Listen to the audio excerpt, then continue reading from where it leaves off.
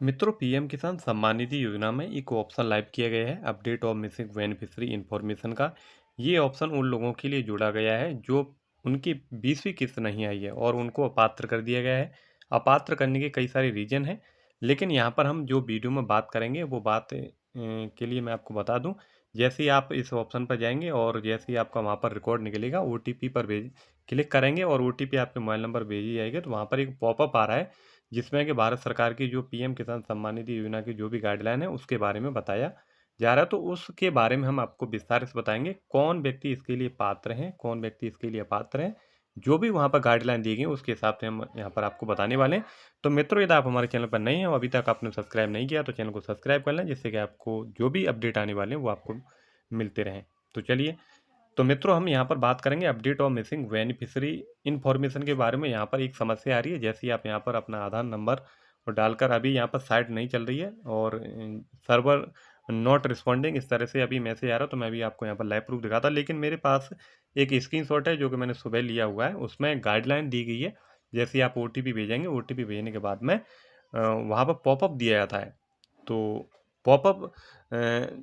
तो इसके लिए मैं आपको बता दूं, इसमें किस तरह रुकने के कई सारे रीजन वहाँ पर बताए गए थे, 4-5 रीजन, जिसमें कि मैं कुछ आपको बता दूं। वैसे वीडियो अपलोड किया है तो फिर भी मैं आपको थोड़ा सा बता देता हूँ। पत्नी इसके लिए पात्र हैं, और जिनके नाम पर ज़मीन 2019 के बाद में ट्रांसफ़र होकर आई है वो इसके लिए पात्र हैं, और जिनके नाम पर पहले से यानी पूर्व भूस्वामी थे और वर्तमान दोनों को लाभ मिल रहा था वो भी इसके लिए पात्र हैं। नाबालिग नाबालिग जैसे कि उनकी 18 वर्ष से कम उम्र है वो भी इसके लिए पात्र है, या मृत्यु की दशा में। इस तरह से 4-5 रीजन वहाँ पर बताए गए थे। लेकिन हम यहाँ पर जो भी समस्या आ रही है उसके बारे में हम बात करेंगे। तो मैं अभी यहाँ पर स्क्रीनशॉट खोल लेता हूँ, उसके बाद मैं आपको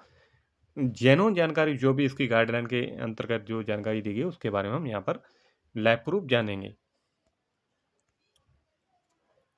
तो मित्रों, यहाँ पर आप देख सकते हैं pmkisan.gov.in सेज एज पर PMAK guidelines individuals who became land owners after 1 February 2019 due to any reason expect the death of previous owner are not eligible to receive benefit under the PM Kisan. तो यहाँ पर मित्रों clear आपको बताया जा रहा है, यही जो गाइडलाइन यहाँ पर दी गई, यही गाइडलाइन जब आप पीएम किसान सम्मान निधि योजना की वेबसाइट पर जाएंगे, वहाँ पर FAQ ऑप्शन आपको मिल जाएगा। वहाँ पर आप जैसे क्लिक करेंगे तो वहाँ पर एक PDF फाइल वहाँ पर डाउनलोड होगी। PDF फाइल में वही गाइडलाइन, जो गाइडलाइन यहाँ पर दी गई है वही गाइडलाइन वहाँ पर आपको मिल जाएगी। तो इसका मैं शाब्दिक अर्थ आपको बता देता हूँ। जैसे कि यहाँ पर बताया गया है कि 1 February 2019 due to any reason, यानी 1 फरवरी 2019 के बाद में किसी भी कारण से expect the death of previous owner are not eligible to receive PM Kisan benefit under the PM Kisan. यानी जो किसान लाभार्थी जिनके नाम पर जमीन या वो भूमि के मालिक 2019 के बाद में हुई हैं, 1 फरवरी 2019 के बाद में उनके नाम पर जमीन ट्रांसफ़र होकर आई है, चाहे उन्होंने बैनामा कराया हो या उनको दान पात्र में मिली हो या उन्होंने वसीयत कराई हो,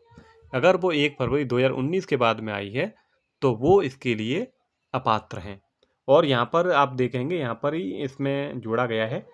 एनी रीजन, किसी भी कारण से expect the death of previous owner, यानी प्रीवियस ओनर यानी इससे पिछले में जो जिनको किसान सम्मान निधि मिल रही थी या मतलब उनको नहीं मिल रही थी, उनकी डेथ हो गई, जैसे पिताजी की डेथ हो गई या माताजी की डेथ हो गई, उसके बाद में जो बच्चों के नाम पर ज़मीन आई है, केवल इसको छोड़कर है, यानी बच्चों के नाम पर जो ज़मीन आई है तो उसको छोड़कर उसके अलावा जितने भी तरीके से उनके नाम पर ज़मीन आई, चाहे बैनामा से आई हो या दान पात्र से या वसीयत से उनको मिली हो, वो सब पात्र हैं। लेकिन पिताजी की मृत्यु के बाद में, यानी विरासत से ज़मीन यदि आपके नाम पर आई हो, चाहे वो 2019 के बाद में आई हो, 2022 में आई हो या 2024 में आई हो, वो इसके लिए पात्र हैं। तो यहाँ पर क्लियर देख सकते हैं, एनी रीजन एक्सपेक्ट यानी इसको the death of previous owner, यानी इसको छोड़कर, यानी पूर्व भूस्वामी की मृत्यु को छोड़कर, यानी केवल, यानी मैं इसका शाब्दिक अर्थ तो आपको बता दूं, विरासत को छोड़कर। विरासत की ज़मीन वो होती है जैसे कि पिताजी एक्सपायर हो गए या माताजी एक्सपायर हो गई, उनके नाम से ज़मीन जो बच्चों के नाम पर आती है वो विरासत की ज़मीन होती है। तो उसको छोड़कर यहाँ पर क्लियर मेंशन किया गया है, उसको छोड़कर अन्य कारणों से यदि 2019 के बाद में नाम पर आई है ज़मीन, वो इसके लिए अपात्र हैं। यदि पिताजी के नाम से आई है या माताजी के नाम से आई है या विरासत से ज़मीन आई है, चाहे वो कभी आई हो, आपके 2025 में आई हो या 2024 में आई हो, वो सब इसके लिए पात्र हैं। तो यहाँ पर यही गाइडलाइन आपको पीएम किसान की वेबसाइट पर आपको मिल जाएगी, और इसके बारे में हमने पिछले कुछ वीडियो में भी आपको जो भी वहाँ पर नोटिफिकेशन, जो आदेश वहाँ से जो भी नोटिफिकेशन आपको दिया गया था, उसके बारे में भी यही मेंशन था। यानी आपके नाम पर ज़मीन 2019 के बाद में आई है, चाहे वो भले ही वो मतलब बैनामा से आई हो, बैनामा कराया हो, या आपने दान पात्र में या वसीयत से, तो वो सब इसके लिए पात्र हैं। अगर वो 2019 से पहले आई है तो पात्र रहेंगे, लेकिन 2019 के बाद में आई है, फरवरी 2019 के बाद में बैनामा से या वसीयत से या दान पात्र से, वो इसके लिए अपात्र हैं। यदि पिताजी के नाम से कभी भी आई हो, पिताजी एक्सपायर होने के बाद में, इसे हम विरासत की ज़मीन बोलते हैं या वरासत की,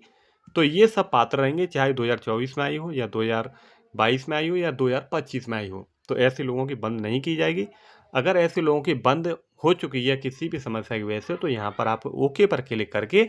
और वहाँ पर ज़मीन की डिटेल, इसके लिए हमने वीडियो बना दिया है और वो वीडियो चैनल पर अपलोड है, या डिस्क्रिप्शन में आपको लिंक मिल जाएगा। वहाँ से आप देखकर और बिल्कुल सही तरीके से, जो जेन्युइन तरीका है, उस तरीके से आप उसको संशोधन करके और उससे दोबारा से फॉरवर्ड कर सकते हैं, और उसके बाद में जो आपकी समस्या है उसको वहाँ से सुधार कर दिया जाएगा, और जो आपकी इन्हें एलिजिबिलिटी जो भी लगा दी गई है आपके आवेदन में, वो वहाँ से रिमूव हो जाएगी। तो और मैं आपको बता दूं, इसका आप स्क्रीनशॉट ले लें और उसके बाद में आप इसे गूगल ट्रांसलेट करें, तो हिंदी में आप टाइप करके देख लें, ट्रांसलेट करके देख लें, तो इसका अर्थ यही निकलेगा, केवल उसके किसान की मृत्यु को छोड़कर अन्य कारणों से जिनके नाम पर ज़मीन आई है, वो सब अपात्र रहेंगे। और यदि वरासत से ज़मीन आई है और यदि पिताजी के नाम से आई है, मतलब डेथ होने के बाद में, जो कि हम वरासत की ज़मीन बोलते हैं, वो सब इसके लिए पात्र रहेंगे। तो मित्रों, आशा करता हूँ ये इसके माध्यम से आप बिल्कुल समझ गए होंगे कि क्यों, कौन व्यक्ति इसके लिए पात्र है, कौन अपात्र है। और मित्रों, यदि आपको कोई डाउट है, कोई संदेह है, तो आप हमें कमेंट करके पूछ सकते हैं, हम आपको उसको रिप्लाई अवश्य देंगे। और मिलते हैं तब तक के लिए अगले वीडियो में।